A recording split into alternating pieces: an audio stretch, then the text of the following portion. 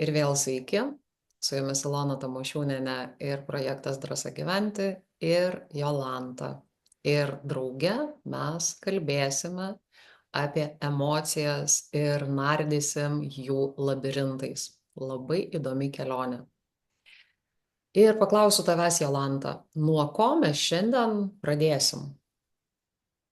Mes pradėsim nuo kaltės, bet aš tuoj pat peradresuoju klausimą ir klausiu tavęs, o kodėl mes pradėsime nuo kaltės? Gal tu žinai? Aš žinau. Gal pasakysi, kodėl mes nuo kaltės šiandien Jo, pradėsime? išduosiu tokią didelę paslaptį. Iš tikrųjų, darbas su emocijom tikrai labai verta pradėti nuo kaltės temos. Ir priežastis yra gan paprasta. Kaltė yra viena iš tų emocijų, kuri mus stabdo, kuri mus stingdo. Ir tai yra emocija, kuri į mus įsodinta iki kaulų čiulpų. Na, iš esmės mes gyvenam kaltės kultūroje. Ne?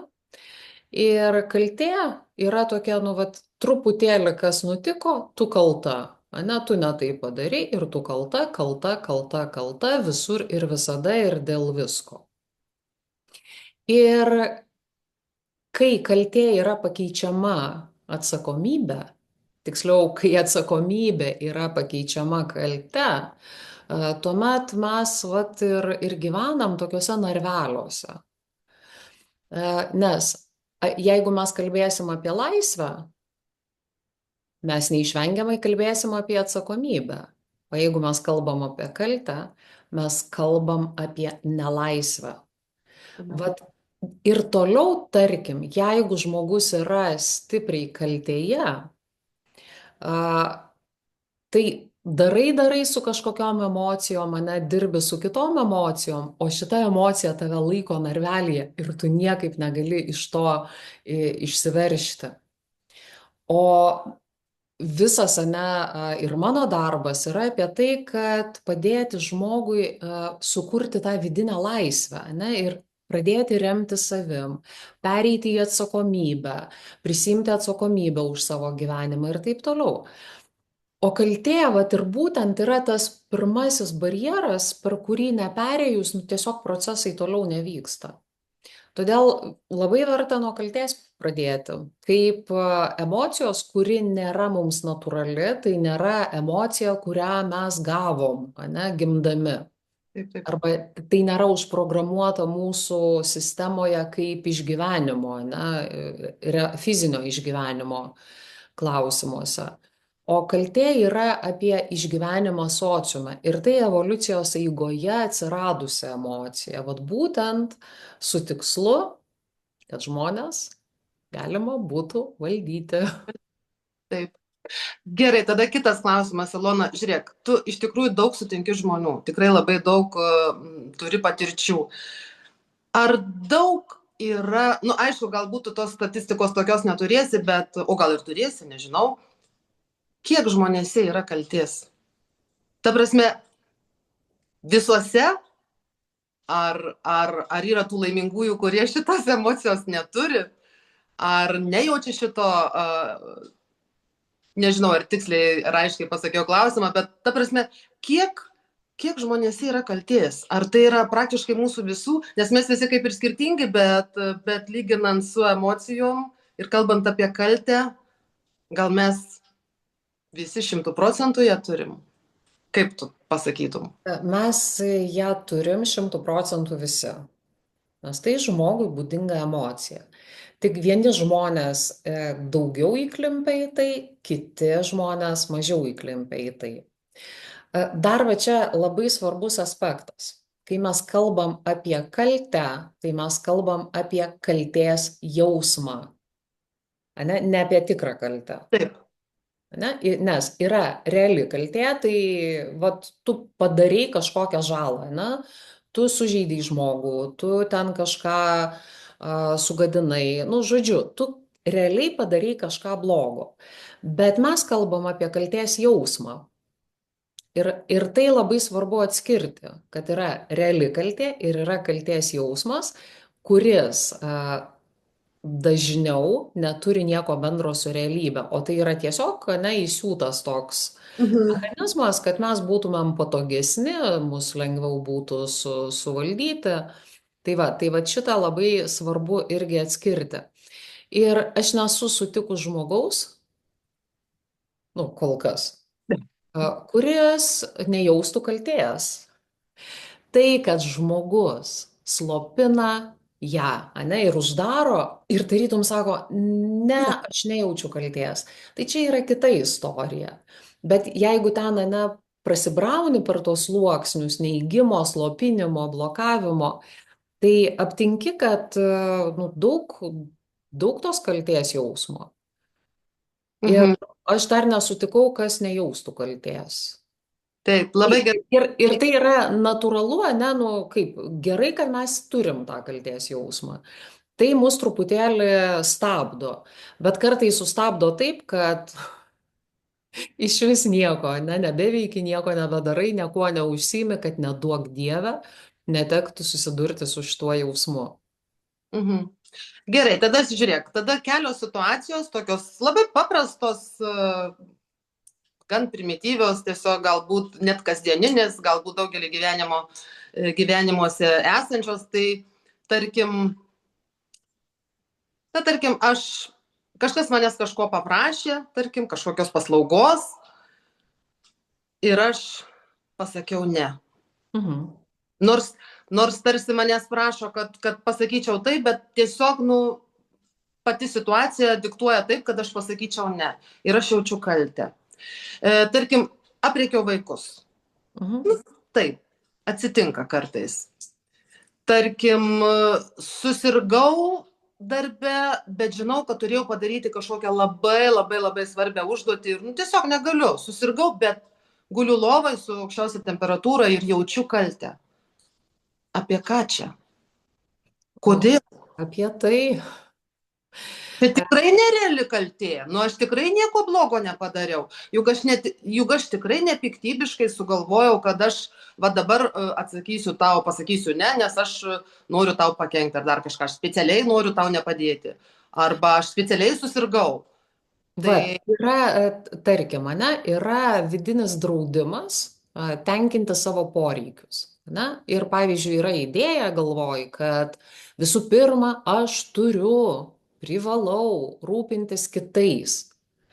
Ir kai tu pasirūpini savim, pasirenki save, ne, tau kaltė sako, tu neteisingai padarėjai.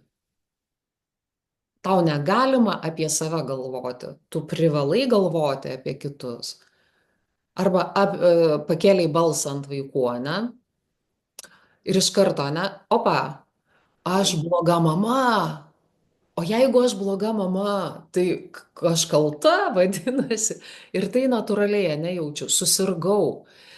Guliu, susirgau. Atrodo, nu kas čia, taigi liga, ne šiaip, ne, nenuėjai į darbą. Ir vis tiek jauti kaltę kažkodėl. Todėl, kad tai, va ta pati situacija, kuri nutiko, jinai tau kažką reiškia. Ane? Tu ją interpretuoji. Vat, aš pasirinkau save, tai ką tau reiškia tai? Nu, tai jeigu dabar pasižiūrėtume tą situaciją, ką tau reiškia, kad tu pasirinkai save ir pasakėjai ne kitam žmogui? reiškia, aš negaliu to padaryti, ar ne? Jo. Aš O negaliu, kodėl tu negali to man padaryti? kažkas turi būti svarbiau, ar ne? Jo, o kodėl tau turi būti svarbiau? Ką tau sako, ką tau reiškia apie tave, kad tau nesvarbu dabar kitas žmogus, kad tau svarbiau yra tavo poreikiai. Tai kas tu tokia šitoj situacijai? Reiškia, aš kaip ir nesvarbi, svarbiau kažkas kitas. Taip? Ne, žiūrėk, yra situacija, kurioje tu pasirinkai save Taip. ir kitam pasakei ne. Ir tai reiškia tau kažką, kad, nu, tu pasirinkai save. Kaip Kas per išdrįsai? žmogus pasirenka save? Kaip išdrįsai? Aha, vat kas tu tokia va toje akimirkoje, kai pasirenki save? Nu, kažkokia tai bloga, kažkokia tai Bloga, neteisinga, kažkokia egoistė, egoistė, kažkokia taip, jo. taip ir Vat. O tu žinai, tiksliau, tavo pasąmoniai yra tiesa, kad tave mylės tada, kai tu rūpinsies kitais. O čia tu pasirūpinai savim. Ir iš karto, op, kaltės jausmas. tai reiškia, mes kiekvienas, tarkime, nešiojamės savyje jau tokias kaip ir įrašytas programas, kurios atitinkamais momentais įsijungia ir mums sako, kad tu kalta, kad tu, nu, ta prasme, kažką darai negerai, ar ne? Jo, Tai jo. ar aš teisi, kad, tarkim, kalties jausmas yra fokusuotas į mano elgesį? Kad aš Taip, kažką darau, kad aš pasakiau, kad aš nepadariau, kad aš arba padariau kažką tai ne taip. taip, kaip mano vidinės tos mintys šokinėjančios mano galvoje arba ta kaltė būtent šokinėjanti mano galvoje sako, kad su tavim kažkas negerai, kažkas yra blogai, tu darai kažką ne Tu taip. padarei kažką ne taip, kaip turėjai padaryti. O kaip turėjai padaryti, tau pasakė prieš 150 metų. Tai nes Jau galbūt vaikystėje. taip, nes pavyzdžiui, tu toj situacijai pasielgiai nu, sakykime, kažkokį elgesį padarai, bet tau niekas iš aplinkinių realiai žodžiu, nu kaip pasakyti, verbaliniu garsu nepasakė, kad tu padarai blogai, bet tau kažkas fonas galvoje pasakė, kad tai blogai. Iš tikrųjų, tau vat, viduj gyvena tas, ne, ta istorija, kuri tau pastoviai pasakoja, ne? Tu net neteisingai pasielgiai, ne? Nes, nu, kaip tu gali sirgti? Kas tu Taip, tokia, kad sirgtum? taip, taip, taip, Ir taip, sirgdama turi keltis iš lovos ir eiti daryti dalykų. taip, o tu kažką tai Nes, čia. vat, tave, tarkim, ne, vat įsivaizduokim, vaikystėje tai buvo situacijos, ne, kai tu atsisėdai, nu, greičiausiai mes visos žinom, mūsų maždaug amžiaus moteriškės tikrai žino. Tu tik prisėdai, atėjo, pavyzdžiui, mama ar močiutė ar tėtis, nesvarbu, kažkoks suaugęs žmogus ir sako, tai ką, neturi ką veikti? Ko čia dabar sėdi? Eini tą daryti, eini tą daryti, greitai eini, negalima čia sėdėti. Ir tu supranti, kad, nu, negalima, net sirgti negalima. Arba matėm pavyzdžius, pavyzdžiui, ten mama ir sirgdama kėlėsi ir darė, ar tėtis, ar močiutė, nesvarbu, ne kažkas. Ir mums užsifiksavo, kad va, tai yra teisinga. O jeigu aš neteisingai darau, vadinasi, aš kalta. Tai čia ta. Tai va taip ir gyvenam. Tai mes gyvename tos tariamos kalties nelaisvėje. Jo. Ir aš dabar suprantu, ir ne dabar, aš anksčiau jau supratau, bet tiesiog dar kartelį pasitvirtinu, kodėl būtent, tarkim, ir tavo projektas, tavo visa programa, kuri yra išdėstyta per, tarkim, visus metus, ar ne, prasideda nuo kalties. Ir kaltei tu savo programai skiri visą mėnesį, kaip ir kitoms, aišku, emocijoms, bet tas išsilaisvinimas iš kalties tai yra, nu, nežinau, man atrodo, vienas iš pačių tokių svarbiausių dalykų, nes eiti toliau, tau nebeturėtų maišyti kažkoks tai foninis trukdis, kur tu daugiau ir nebematai kažkokių tai dalykų. Tiesiog taip, tada jeigu tarkim, ne, vat kaltės temos neliesim, eisim į kitas emocijas, ne, nu, tarkim, eisim į pyktį. Po kaltės mes einam į pyktį, nes kai mes pradedam laisvėti iš kaltės, mes daromės aktyvesni šiame pasaulyje. Taip, taip. Ir tada mums labai reikia pykčio, kad pyktis mums padėtų praeiti per iššūkius, per kliūtis, per kažkokius barjerus, išspręsti situacijas. Ir pavyzdžiui, pradedi dirbti su pykčiu ir tu negali nieko reikštis, todėl kad kaltė jinai tave taip, op, ir uždaro. Vat pyktis yra kontaktinė emocija. Ane, tu eini į kontaktą su situacija, nori ją spręsti, o kaltė yra ta emocija, kuri tave atitraukia. Ir tu atgal. Ir viskas. Ir vis, Ir toliau su kitom emocijom lygiai tą patį gausim. Ir kaltė jinai tokia, ir įsiurbia į save. Vat, nu, tokia kaip juodoji skylė tiesiog sutraukia. mhm. Dėl ko, ne, mes labai dažnai kalbam, jeigu, tarkim, žmonių klausama, ne, arba kalbam apie tai, kad prisijimti atsakomybę už savo gyvenimą. Ir visiems viskas aišku. Taip, Bet kol tu su savo kalte nesusitvarkėjai, tu niekada neprisijimsi atsakomybės. Nes kaltė yra labai klastinga ir jinai tokia, tave pagavo ir viskas, ir tave nutempia. Tarkim, atsakomybė, jinai nori, kad tu žiūrėtum į priekį, žiūrėtum į dabartį, į matytum priežastį, pasiekmę, kaip tai veikia ir tuo prisimtum va tą atsakomybę už pasiekmes. Žodžiu, o kaltė, jinai sako, ne, jinai apie praeitį, ne, ir tave tempia pastoviai į praeitį. Nieko tau čia nesigaus, va ten, va, matai, kaip blogai padarėjai. Kaip tu blogai padarėjai, kokia tu kalta ir viskas. Ir gaunasi, ne, žingsnis pirmin, 36 atgal. taip. Ir jeigu tu, tarkime, jeigu yra žmogui poreikis atsiradęs, kad jisai supranta, kad nori keisti, kad nori išlaisvėti, kad nori tos emocinės laisvės, kaip sako, kelionė prasideda nuo pirmo tūkstančio žingsnių kelionė nuo pirmo žingsnio. Sako, nuo ko pradėti? Sako, nuo pradžių. Tai realiai savo emocijų labirintą reikėtų pradėti nuo kaltės. Jo. Sutiktum su šituo. Taip. Tai Nes va, aš grįžtu. būtent kaltė yra apie nelaisvę. Ne, tai yra narvelis. Ir jeigu mes norim emocinės laisvės, vidinės laisvės, ne? Nes mes nekalbam apie išorinę laisvę, mes kalbam apie vidinę laisvę. Na ir Taip. šiaip apie laisvę veikti, apie laisvę pasirinkimus, daryti taip, kaip aš norėčiau.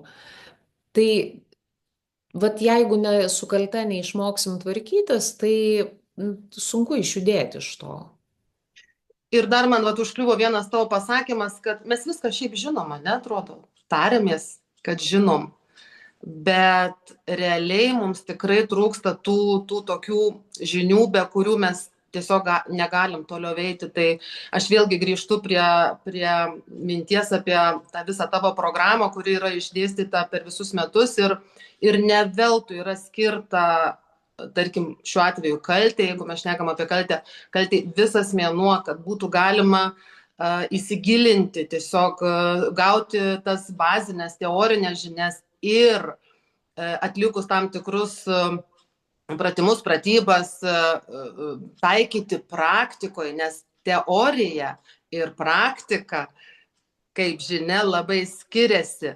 Todėl aš galvoju, kad kiekvieno žmogaus gyvenime, norinčio, aišku, be pasirenkančio savo tos pokyčius, norą išsilaisvinti iš tam tikrų dalykų, iš tam tikrų situacijų, tai tikrai labai kvieščiau ir raginčiau prisijungti prie šito projekto, prie tavo projekto ir įsigijant prenumeratą mėnesio arba visų metų, čia jau pasirinkimas tikrai yra. Ir aš galvoju, kad neišjudėsi kažkur niekur toliau. Kad pagrindas yra investicija į save. Kad tu esi svarbiausias žmogus savo gyvenime ir suprantant, kiek visos emocijos kaišioja, tarkim, pagalius, taip jau liaudiškai sakant, į tavo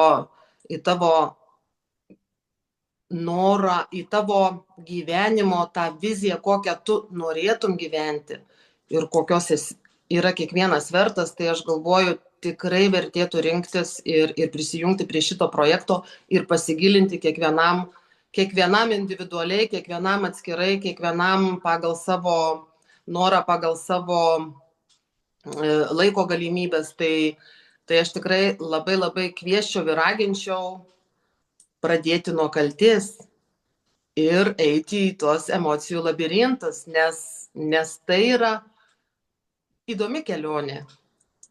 Ir, ir tik tai pabandęs, tu supranti, ant kiek jinai yra vertinga, kiek jinai yra naudinga, kiek duoda. Nes, iš tikrųjų, mes pakalbėjom šiandien tik labai minimaliai, nes vien tai, kad yra reali kaltė ir tariama kaltė, man vėlgi buvo toks, kaip ir vienas iš tų pradžios mokymosi nustebimas. Aš kažkaip neskirdavau tų dalykų ir daug dalykų, kurie slypi tavo programoje, tavo išgrynintoj, tikrai labai nuosekliai ir labai atsakingai sudėliotoj ir tikrai kur gali gauti savo didžiausią vertę. Tai aš nežinau, kaltės tema man dabar yra labai patinkanti tema, yra labai įdomi ir tikrai žmonės tiesiog nežinau kaip pasakyti, bet tikrai turėtų susidomėti, leisti savo apie tai pasigilinti, pasimokyti, pasižiūrėti, kaip tai praktikoje gali taikyti, rasti daug savo tiesiog praktinių patarimų.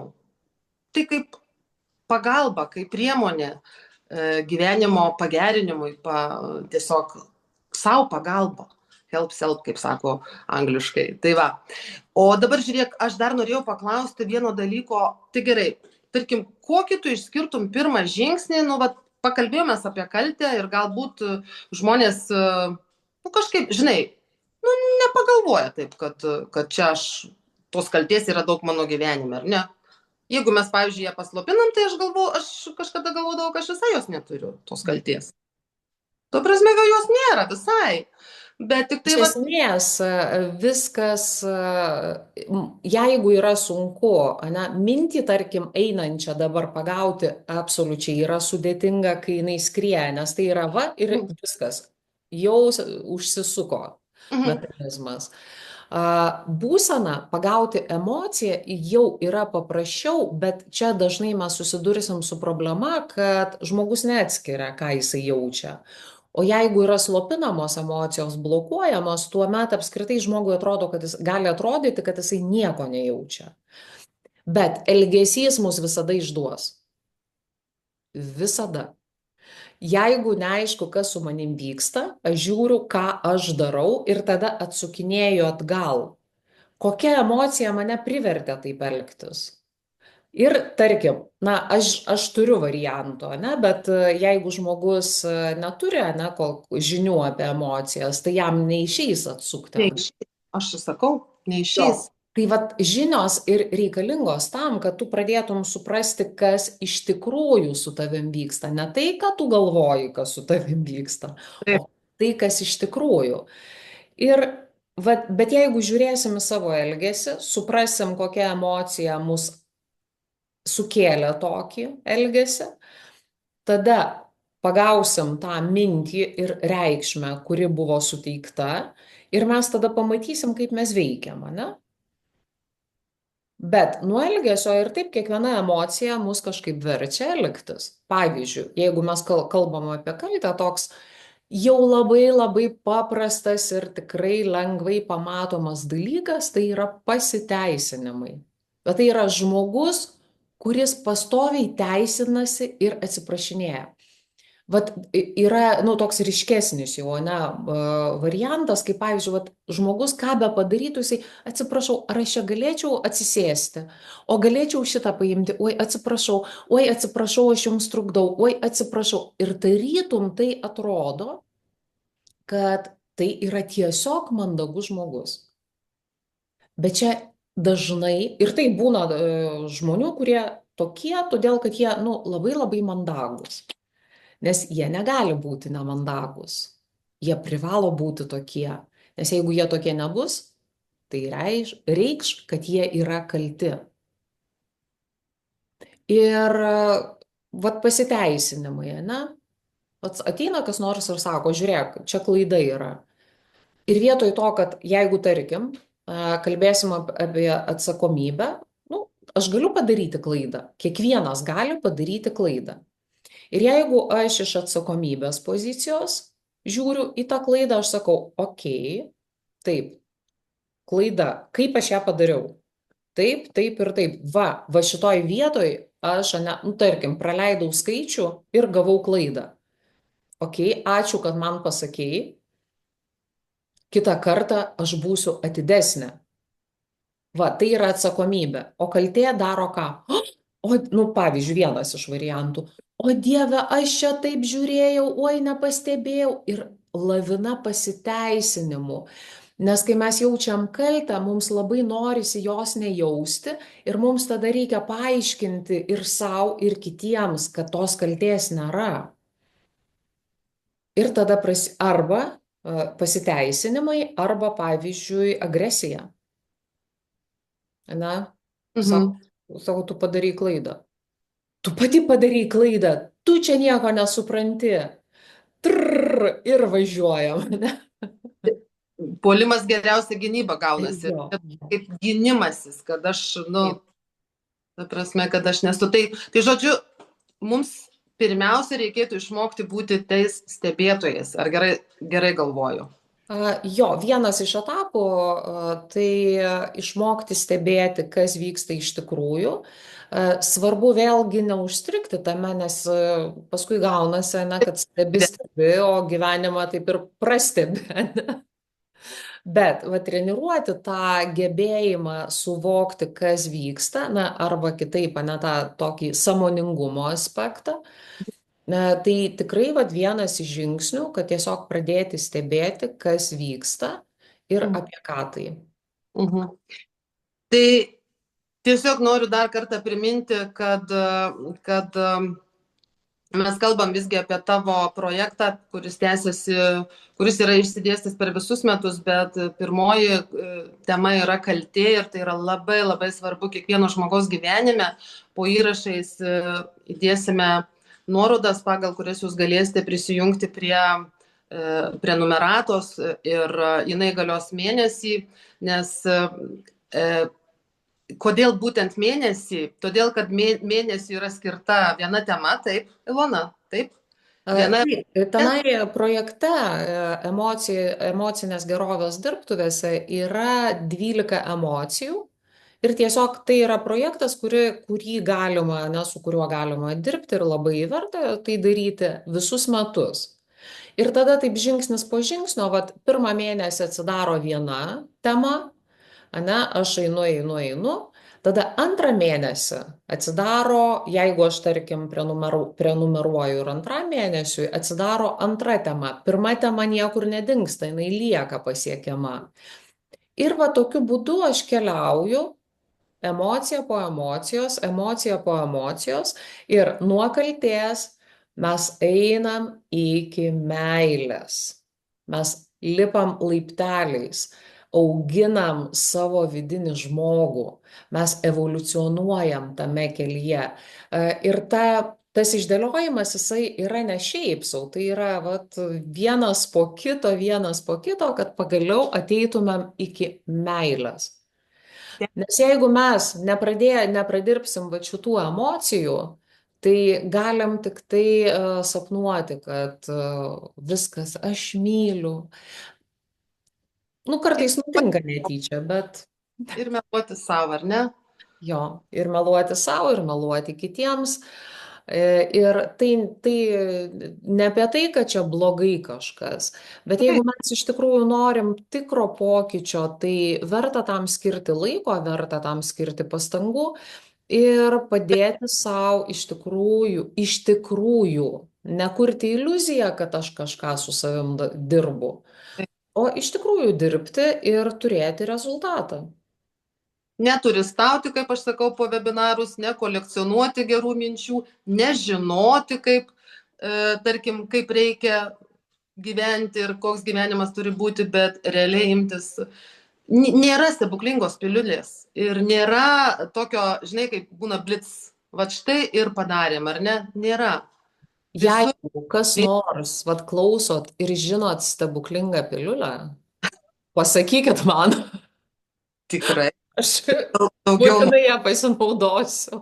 bet aš manau, kad vienintelis variantas, kuris yra tvarus ir kuris yra ilgalaikis ir, ta prasme, kaip pasakyti,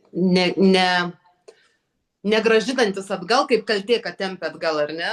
Tai yra tik tai darbas grinai individualus su savo emocijom, su savo interpretacijom apie tą emociją, apie ką mes mastom, kaip mes darom ir kaip mes elgiamės. Tai aš galvoju, nežinau, jeigu dar kažkas dvėjoja, ai, gal dar luktelėsiu, gal kitą savaitę, gal kitą mėnesį, nėra geresnio momento kaip dabar, nes gyvenime niekada neatsiras tas tinkamas momentas, niekada neatsiras, nesulauksim, nes mes taip ir pralauksim visą gyvenimą, nes vis laik bus netinkamas momentas, ne dabar, o pamirždami svarbiausią žmogų, tai yra save, nes aš tik savo galiu skirti dabar didžiausią dėmesį, tai ir didžiausią naudą. Tai aš apie kaltę grįžtant, Tai kaltė. mes pratęsim apie kaltę turbūt jau kituose įrašuose. O šiandien aš norėčiau iš tikrųjų palinkėti kiekvienam klausančiam pasirinkti save, būti savo pusėje ir stiprinti save, kad gyvenimas būtų lengvesnis ir drąsesnis.